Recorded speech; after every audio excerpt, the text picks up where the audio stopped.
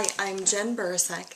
I teach 6th grade literacy at the junior high, and I wanted to talk to you about how PLCs are directly impacting my work for and with students. Starting with our text. Everybody's reading the same book to get baseline information about PLCs, what they are, how they work, and how we can make them work for us. We were taking 2 chapters at a time, but based on feedback, we decided that 1 chapter at a time is going to be better.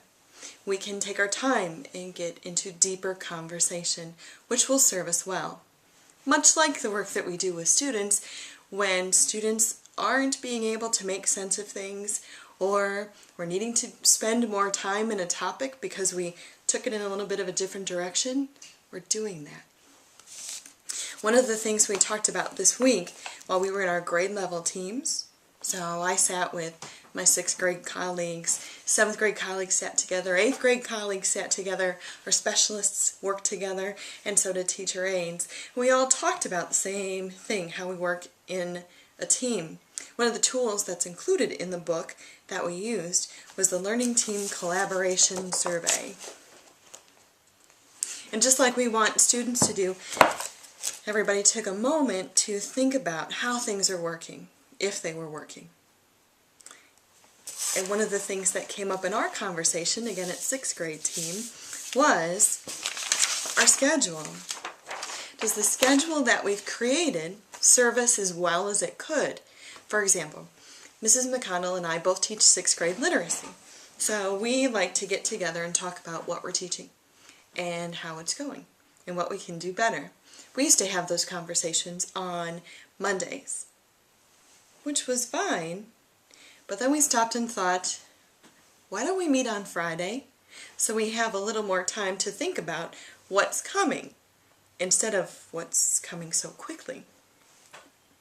Another thing that's proving to be helpful is this form. Mr. Jonak and Ms. Quattrone shared it with us. It's a peer observation form. Anybody at the junior high can go into anybody's classroom, because we all said we're willing to have our colleagues come into our classrooms, and we can take this form and it gives us a framework of things to look for. Not only does this form give us some starting points for conversation, for observation, but it also has a spot where we think about our own classrooms.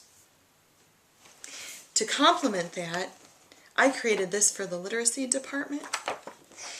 It's based on work that Charlotte Danielson did that was shared with us on those first institute days of the school year. It's a framework, a guide for having a professional conversation. This reminds me of work that I do with students. Very often they're able to get started on something, they think they know what to do, but having a guide ensures that they can start a process and really get something out of it. So these tools can help me. Maybe I'll go into Mrs. Riley's room and see what she's doing and see that it's really working for her students and bring that back to my own classroom. And that can really improve student learning. This last one is my favorite. Lots of times we have students annotate text, and I say, use your sticky notes to question, to connect, to predict, to visualize. And that works just fine. But what about when we have students reading informational text? That's huge, and it's huge for Common Core. These are some annotation codes that we were given when we started to read our first few chapters of our PLC book. And we liked it so much and found it useful that we took it, changed it a little bit, made it a little more kid-friendly, and laminated them so we can use them in the classroom and we can share these between classrooms.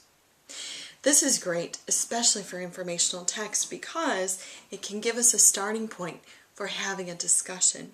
Because not only do we want our students to read, we want them to understand and push beyond a general understanding of what they read. As the weeks go by, we're going to finish up the book and we're going to get deeper into conversations about what's going on in the classroom, what's working and how do we know, what doesn't work and how can we fix it. I'm excited to be on this journey with my colleagues. And I'm excited that school is more than just a place where students learn. It's a place where the teachers are learning too. Stay tuned to the blog for more information, and thanks for visiting.